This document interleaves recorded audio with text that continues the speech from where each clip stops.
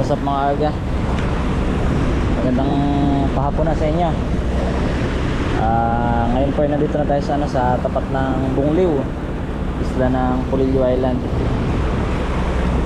At tayo ay umalis ng payo natin tinalian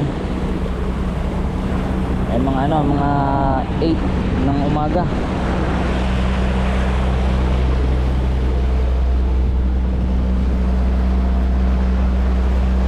Alas 8 tayo umalis ng ng ating payaw.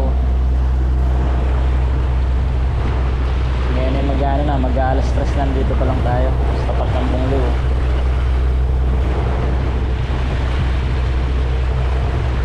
Medyo malayo-layo yung pinunta natin mga kaaga ngayon dahil may layo siya na 32 milyahe mula dito sa Gumatong, sa bahuran ng Gumatong.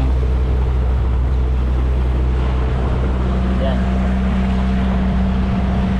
wala dyan sa Gumatong. Medyo mabagal lang yung takbo natin dahil kargado tayo. So, nakikita nyo naman po, oh.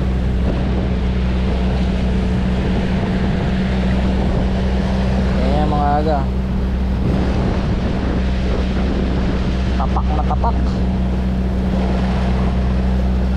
puno ng mga isda ang ating bodega.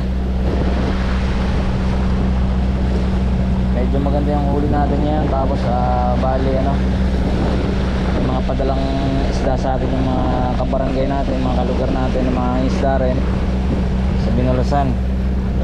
Yun, napunuan yung bodega. Siguro mga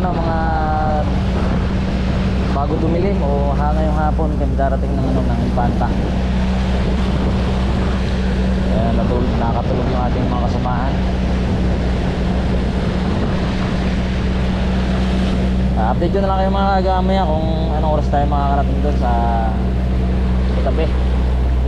At siyempre kapag nagbaba na tayo ng mga isda. Ayan na update natin ngayon mga aga. Maraming salamat sa inyo. At medyo mainit. Oh, buti na lang kalmada, hindi siya maalon, kaya hindi nahirapan yung bangka.